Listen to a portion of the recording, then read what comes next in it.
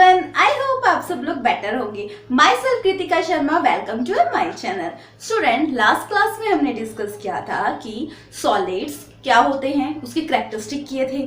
Types of A solid, amorphous solid and crystalline solid. Amorphous solid क्या होते हैं, जो हम इस चैप्टर में अभी नहीं डिस्कस करेंगे, बट हमने क्रिस्टलाइन सॉलिड्स के बारे में डिस्कस किया था। क्रिस्टलाइन सॉलिड्स होते हैं, उनकी क्लासिफिकेशन की थी, और वो स्पेस में कैसे एग्जिस्ट करते हैं, वो वेरी कैसे करते हैं एक दूसरे से, वो डिस्कस किया। अब नेक्स्ट आता है वो क्लोज पैक्ड भी होते हैं या नहीं। तो अब क्वेश्चन अराइज हो गया। तो अब आज का टॉपिक है हमारा क्लोज पैकिंग स्ट्रक्चर। ठीक है, क्लोज कैसे पैकिंग होती है। तो पैकिंग के हिसाब से जो क्रिस्टल होते हैं वो होते हैं 3 टाइप्स के। ठीक है, फर्स्ट आता है आपका 1 डायमेंशनल। ठीक है, 1 डायमेंशन के नाम से ही समझ रहे हैं, एक की बात की गई है। तो इसमें क्या होता है, 1 लेयर होती है। ठीक है, जैसे कि स्फीयर है, ये एक लाइन में अरेंज होते हैं। ठीक है, लीनियर अरेंजमेंट होती है। ठीक है, देखो स्टूडेंट, जैसे कि ये स्फीयर है, ये बाकी 2 स्फीयर के साथ अटैच है ना। तो एक स्फीयर जितने स्फीयर और स्फीयर के साथ अटैच हो सकता है वो होता है कोऑर्डिनेशन नंबर। ठीक है, अब देखो इसका कोऑर्डिनेशन नंबर कितना है, कितने के साथ अटैच है, 2 के साथ अटैच है ना, एक ये और एक ये। तो इसका कोऑर्डिनेशन नंबर हुआ 2। ठीक है, नेक्स्ट आता है हमारा 2 डायमेंशनल। ठीक है, 2 डायमेंशनल। ठीक है, इसमें क्या होता है, 2 लेयर्स होती हैं, पर जो लेयर्स होती हैं वो भी अलग 2 टाइप से अरेंज होती है। एक आता है आपका स्क्वायर क्लोज पैकिंग। ठीक है, नेक्स्ट आता है आपका हेक्सागोनल क्लोज पैकिंग। ठीक है, स्क्वायर क्या होता है, जिसके चारों साइड्स बराबर होती हैं, तो वैसे ही है। स्क्वायर क्लोज पैकिंग में क्या होगा, जैसे स्फीयर है, ठीक है, ये है, तो नेक्स्ट स्फीयर जो है वो इसके एग्जैक्ट नीचे होगा। ठीक है, पूरा एग्जैक्ट नीचे, हॉरिजेंटली भी और वर्टिकली भी। ठीक है, और जो इसकी लेयर्स हैं वो सारी सेम होगी, जैसे कि ए भी सेम, ये भी सेम, ये भी सेम, ए टाइप्स की अरेंजमेंट है। ठीक है, और ये देखो एक स्फीयर है, कितने के साथ अटैच है, इसके साथ, इसके साथ, इसके साथ, इसके साथ, इसके साथ। तो इसका कोऑर्डिनेशन नंबर है 4, क्योंकि एक स्फीयर 4 के साथ अटैच है। ठीक है, कोऑर्डिनेशन नंबर 4। नेक्स्ट है हेक्सागोनल। हेक्सा मतलब 6 साइड। तो इसमें जो स्फीयर है उसका अरेंजमेंट कैसे है, जैसे कि एक लेयर है, दूसरी लेयर उसकी स्टैगर्ड होगी, मतलब जैसे कि ये बीच में होगी, ऊपर वाली 2 लेयर्स के बीच में होगी क्लोज ही पैकिंग, बट इसके नीचे होगी। ठीक है, तो जो इसमें है फर्स्ट लेयर सेकंड लेयर के इक्वल तो है नहीं, ये डिफरेंट है, ये डिफरेंट है। तो इसमें अरेंजमेंट कैसी है, ए बी ए टाइप की। ठीक है, और जो इसमें कोऑर्डिनेशन नंबर है, देखो ये स्फीयर है, इसके साथ 6 और स्फीयर अटैच हैं। ठीक है, तो इसका कोऑर्डिनेशन नंबर आ गया आपका 6। और अरेंजमेंट कैसे हुई इसकी, ए बी ए टाइप की। ठीक है, जो पैकिंग एफिशिएंसी होती है स्क्वायर की वो होती है 52.4। ठीक है, और क्या हेक्सागोनल ज्यादा क्लोजली अटैच होते हैं, तो इसकी होती है 60.2%। ठीक है, ये तो आ गया आपकी 1 डायमेंशनल एंड 2 डायमेंशन। नेक्स्ट आता है आपका 3 डायमेंशन में कैसे अरेंजमेंट होती है। ठीक है, नेक्स्ट है आपका 3 डायमेंशनल। ठीक है, उसमें क्या है कि अरेंजमेंट होती है, हमें पता है क्रिस्टल जो हमारे चारों ओर होते हैं वो 3 डायमेंशन में एग्जिस्ट करते हैं। ठीक है, जैसे कि ये है हमारा 3 डायमेंशन, क्रिस्टल है हमारे चारों 3 डायमेंशन में होते हैं। तो इसकी भी 2 टाइप्स की क्लासिफिकेशन होती है।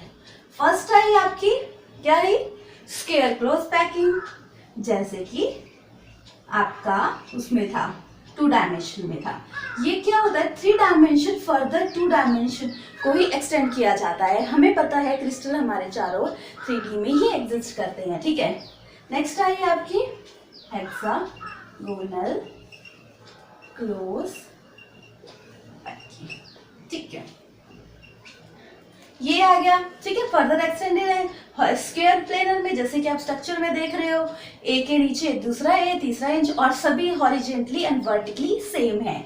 और हेक्सागोनल में क्या है, इसके जो लेयर्स हैं वो बहुत मतलब एक के स्टैगर्ड हैं, और जब 2 लेयर्स बनती है तो उसमें क्या होता है वॉइड्स क्रिएट हो जाते हैं। वॉइड्स होते हैं जैसे कि आप कितना भी क्लोज, माना मैंने इसको क्लोज किया है फिर भी थोड़ा सा स्पेस रह ही जाता है, उन्हें बोलते हैं हम वॉइड्स।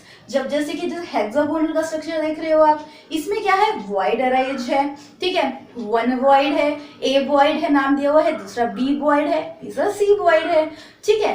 अब इसके लेयर्स जब 3rd लेयर बनती है, लेयर के हिसाब से जो फॉर्मेशन होती है तो वो किस टाइप की होती है, ठीक है। फर्स्ट जो आता है, अगर कवर करती है वो सी वॉइड को तो क्लोज पैकिंग कैसी होगी, हेक्सागोनल क्लोज पैकिंग, ठीक है। हेक्सागोनल क्लोज पैकिंग कब होगी, जब वो कवर करेगी वॉइड सी को, तो ए बी टाइप की अरेंजमेंट होगी। आप इस स्ट्रक्चर में क्लियरली देख सकते हो, ठीक है। तो HCP इसको बोलते हैं, ठीक है। नेक्स्ट आता है आपका cubic close packing. Cubic close packing, जब 3rd लेयर की जो फॉर्मेशन होती है, अगर आपको वो कवर करता है ए वॉइड को, तो ये आ गई आपकी क्यूबिक क्लोज पैकिंग। इसमें क्या होता है ए बी सी टाइप की अरेंजमेंट होगी। जो 4th लेयर है वो 1st लेयर के बराबर होगी, बट हेक्सागोनल में क्या होगा, जो 3rd लेयर होगी वो 1st लेयर के इक्वल होगी, ठीक है। आप स्ट्रक्चर में क्लियरली देख सकते हो कैसे क्लोज पैकिंग है, ठीक है। 3rd जो आती है आपकी, वो आता है आपका बॉडी सेंटर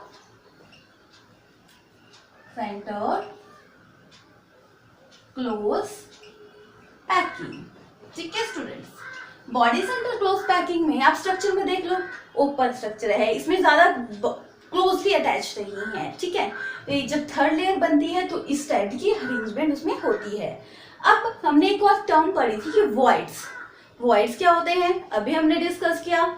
वॉइड्स होते हैं जब क्लोज पैकिंग भी होती है किसी की, तब भी थोड़ा सा स्मॉल स्पेस रह जाता है, उसको हम क्या बोलते हैं वॉइड्स, ठीक है student. Octahedral void and interstitial side, हमें पता है टेट्राहेड्रल और ऑक्टाहेड्रल क्या होता है, बट वॉइड्स क्या है, ठीक है। हमने अभी डिस्कस किया कि क्लोज पैकिंग होती है, जितने भी क्लोज पैकिंग हो कुछ स्मॉल स्पेस रह ही जाता है जिससे वो बॉन्ड नहीं बनाता, तो उसको बोलते हैं हम वॉइड। और जो स्पेस हो मतलब जो स्पेस क्रिएट हो जाता है जब एक मॉलिक्यूल दूसरे मॉलिक्यूल से अटैच होता है, तो उसको बोलते हैं हम इंटरस्टिशियल साइड, ठीक है। तो हम उसके बारे में डिस्कस करेंगे। जब टेट्राहेड्रल वॉइड बनते हैं तो वो कैसे बनते हैं, ठीक है। जैसे कि ये है टेट्राहेड्रल वॉइड का स्ट्रक्चर, ठीक है। ये ऐसे अटैच है, ठीक है। ये कोऑर्डिनेशन नंबर है, जैसे कि एक्चुअल शेप है जो वॉइड की वो क्या है ट्राइगोनल, बट इसको क्या बोलेंगे टेट्राहेड्रल वॉइड। क्यों बोलेंगे, शेप तो ट्राइगोनल है इसलिए बोलेंगे क्योंकि इसका कोऑर्डिनेशन नंबर 4 है, ठीक है। तो 4 स्फीयर की वजह से ये वॉइड बना है, तो इसको टेट्रागोनल वॉइड बनेंगे, ठीक है। तो इसकी एफिशिएंसी क्या, पैकिंग एफिशिएंसी क्या है, वॉइड अपॉन आर स्फीयर, ठीक है। कितनी है 0.225, ठीक है। परसेंटेज निकालेंगे हम इसकी 100 से मल्टीप्लाई कर देंगे तो आया आपका 22.5%, ठीक है। पैकिंग करेंगे हम टेट्राहेड्रल वॉइड्स को, ठीक है। कितने परसेंटेज ये स्पेस घेरता है, ठीक है।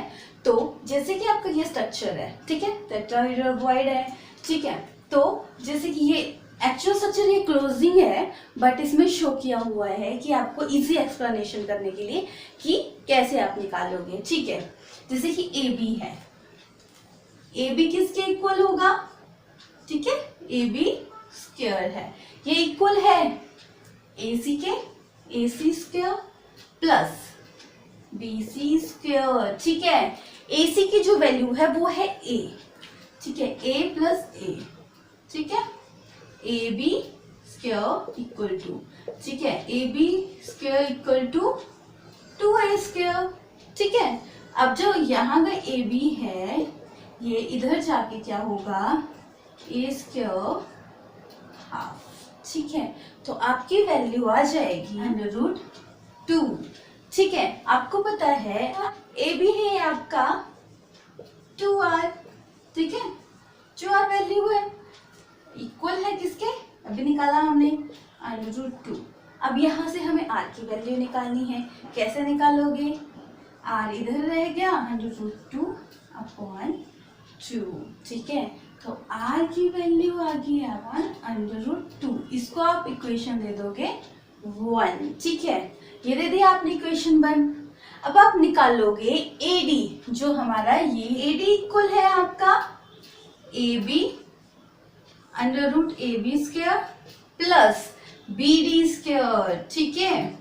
अभी आपने वैल्यू निकाली, कितनी होती है AB की, हमने A√2 का स्क्वायर प्लस A स्क्वायर, तो AD की वैल्यू जो आ गई आपकी वो आ गई √3a, ठीक है स्टूडेंट्स। अब आया आपका AD है, आता है 2 capital R plus 2R upon कितनी आई √3a, ठीक है।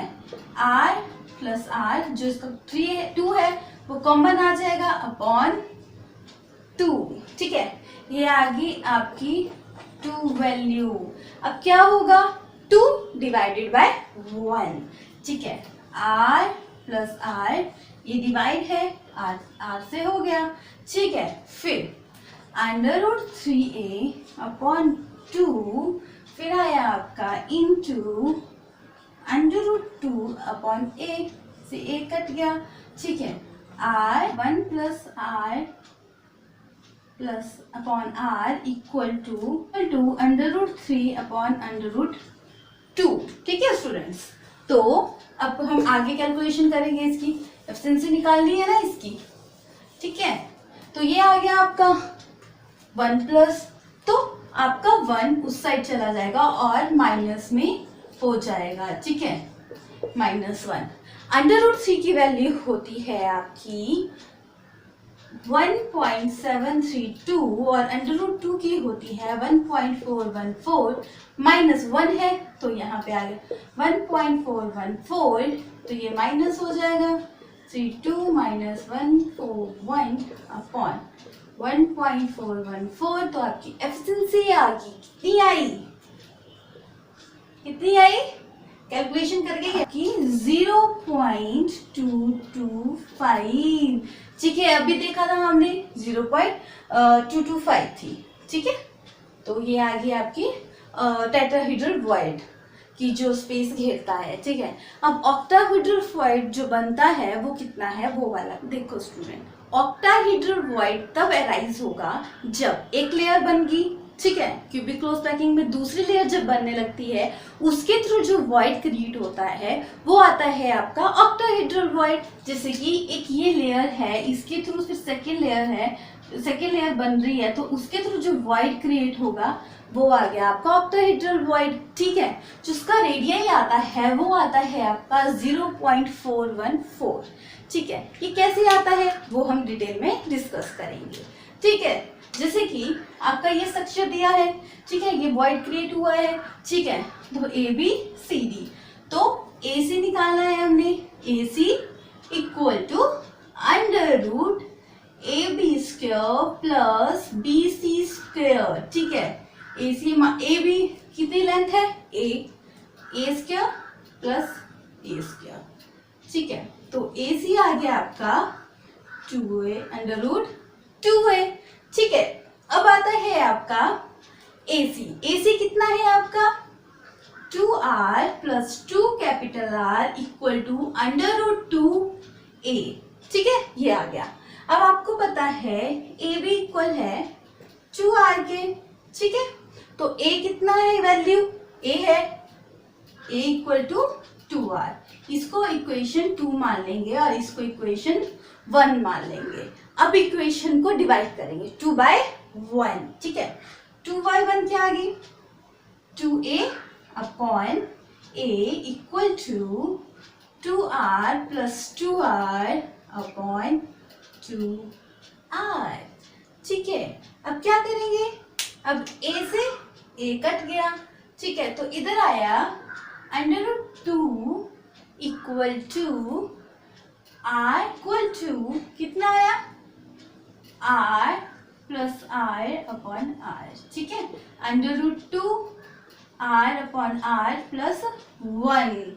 अब इस साइड जाके क्या हो जाएगा, माइनस में हो जाएगा, √-1 r अपॉन r, ठीक है, √2 की वैल्यू कितनी है 1.414 माइनस 1, तो आपकी वैल्यू आ गई 0.414, ठीक है। ये आ गया आपका ऑक्टाहेड्रल बॉयल। ऑक्टाहेड्रल बॉयल का कोऑर्डिनेशन नंबर कितना होता है 6, ठीक है, और उसका जो वॉइड का पैकिंग एफिशिएंसी आएगी वो आएगी 0.414, ठीक है। अब नेक्स्ट आता है हमारा कि रेडियस रेशियो क्या होता है, आयनिक सॉलिड आप कैसे निकालोगे, ठीक है। तो जैसे कि आपको पता है आयनिक सॉलिड क्या होते हैं, जिनकी क्या होती है कि वो उसमें कैटायन और एनायन होंगे और electrostatic force of attraction strong होती है। जितना ज़्यादा बड़ा उसका आयन होगा, आयन जैसे कैटायन या आयन, उतनी उसमें कम उसको इलेक्ट्रोस्टैटिक फोर्स होगी, जितना स्मॉल होगा उतनी ज़्यादा इलेक्ट्रोस्टैटिक फोर्स ऑफ अट्रैक्शन होगी। तो कैटायन एनायन के केस में आप कैसे निकालोगे, ठीक है, रेडियस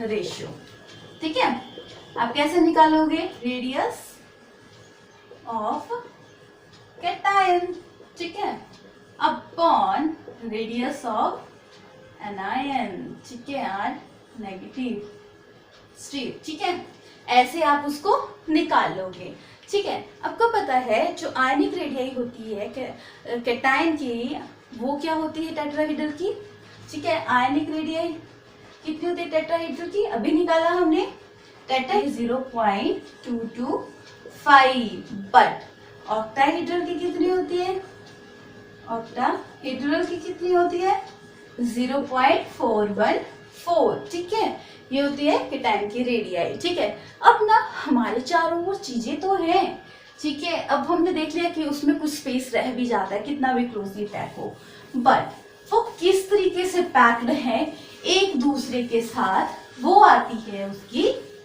पैकिंग एफिशिएंसी, ठीक है, किस तरीके से वो एक दूसरे के साथ कितने क्लोजली अटैच हैं अलग अलग केसेस में, उसके बारे में हम डिस्कस करेंगे। फर्स्ट केस जो आता है आपका सिंपल क्यूबिक यूनिट सेल में निकालेंगे हम, सिंपल क्यूबिक यूनिट सेल, ठीक है।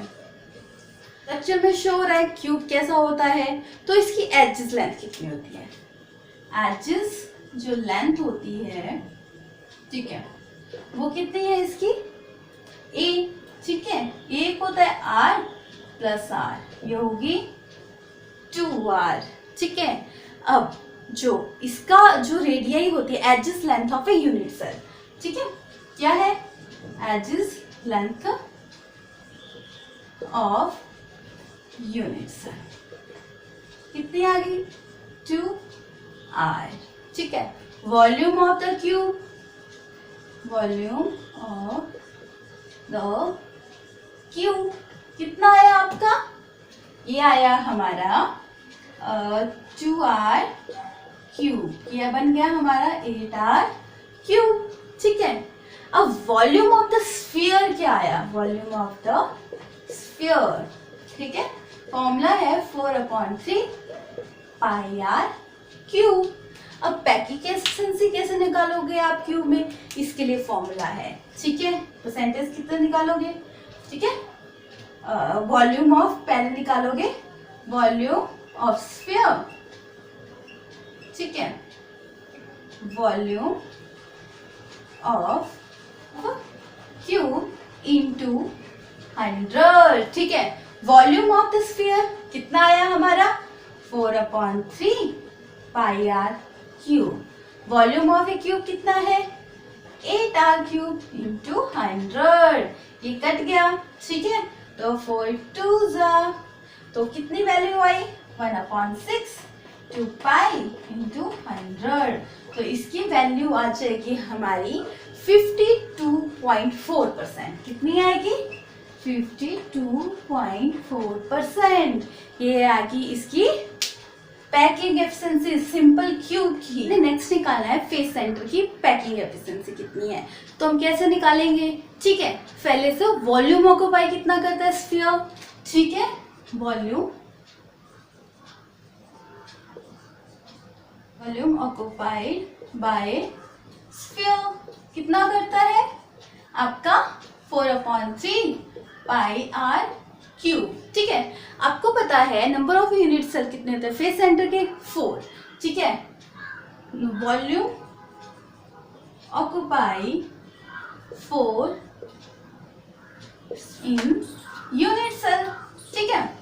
4 सेट है तो 4/3 पाई आर क्यूब इंटू कितना हो जाएगा 4। तो कितना आया आपको कैलकुलेट करके 4 × 4 16 3 पाई आर क्यूब, ठीक है। आपको पता है अब एजिस लेंथ कितनी है, रेडियाई कितना है, ठीक है। जैसे कि ये रेडियाई है A to C है, कितना है, जैसे कि ये है, ये R है, ठीक है। ये सेकेंड R, ये इधर से इधर तक रेडियस, इधर से इधर तक रेडियस। तो कितना आया आपका रेडियस R + R = 2R। और जब BD की AC की जो लेंथ है वो कितनी आ गई, इधर से इधर तक R प्लस ये निकाला हमने 2R + R, क्या बन गया 4R है। अब पाइथागोरस थ्योरम लगाएंगे। क्यों निकालते हैं, जब हमें कैलकुलेट करना हो जो ट्रायंगुलर है उसकी जो एक साइड है, जैसे कि ये साइड है AC, वो AB और BC के इक्वल होगी। कैसे निकालोगे आप, ठीक है। अब निकालेंगे हम पाइथागोरस थ्योरम लगाएंगे। हमें पता है AB कितना है A, ठीक है, स्क्वायर प्लस BC कितना है A स्क्वायर = 4R², ठीक है। अब कैसे निकालोगे A² + A² 2A², 4 × 4 16R², ठीक है। अब कैसे निकालोगे A² / 16R² / 2, ये कट जाएगा तो आपका A² 8R², ठीक है, = 2R / √2, ठीक है। अब यहाँ से हम R की वैल्यू निकालेंगे। कैसे निकालेंगे, ठीक है। R हम इस साइड रख देंगे A/2 √2, ठीक है। हमें पता है D = 2R / 2 × A √2, कट गया तो आपकी D आ गई A × √2। अब आप परसेंटेज निकालोगे, ठीक है। फेस सेंटर की पैकिंग एफिशिएंसी क्या है, कैसे निकालेंगे हम, अब निकालेंगे हम एजिस लेंथ कितनी आई,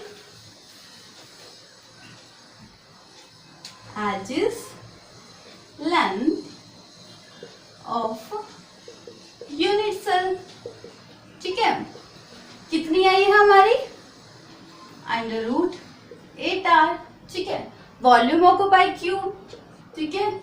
हमें पता है 3 डायमेंशन में आता है, तो वॉल्यूम ऑक्यूपाई बाय क्यूब कितना आ जाएगा 8 √R², ठीक है।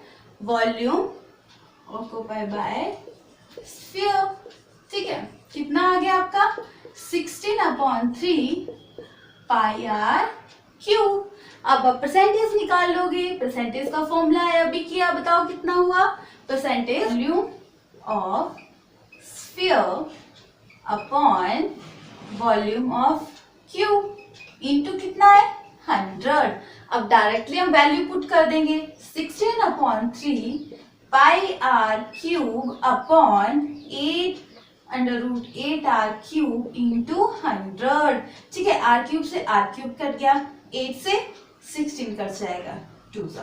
तो वैल्यू कितनी आई आपकी? वैल्यू आई आपकी 2 पाई अपॉन 3√a इंटू 100।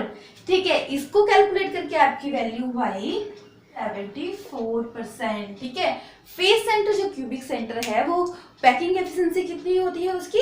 74%। ठीक है, अब नेक्स्ट करते हैं हम body centre cubic unit cell के बारे में। ठीक है, का है body centre cubic unit cell.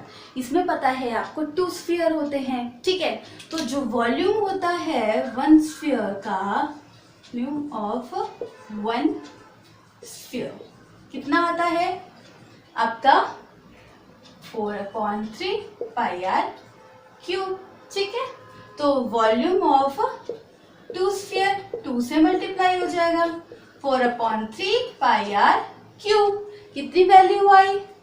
8/3 pi r cube. ठीक है, ये तो आपका volume occupied by the sphere आ गया। ठीक है, नेक्स्ट आता है आपका जो इसकी जो सेंटर है हमारा वो स्फीयर का, उसका जो रेडियस है वो आता है 2r, और जो डायगनली, जैसे कि ये पूरा डायगनली है, उसका कितना आता है रेडियस? वो आता है आपका 4r।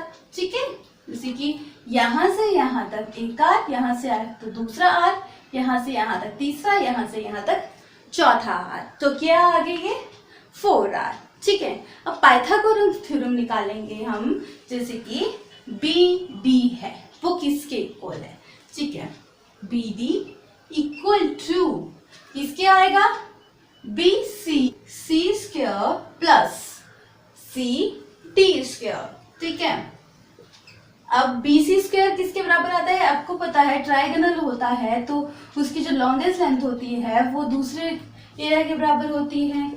तो BC स्क्वायर आ गया आपका AB स्क्वायर प्लस कितना आ गया? A plus AC square. ठीक है, तो ये आ गया आपकी वैल्यू भी पुट करेंगे हम, BD square AB square plus AC square plus CD square. ठीक है, अब आपको पता है BD स्क्वायर किसके बराबर है? AB लेंथ कितनी है?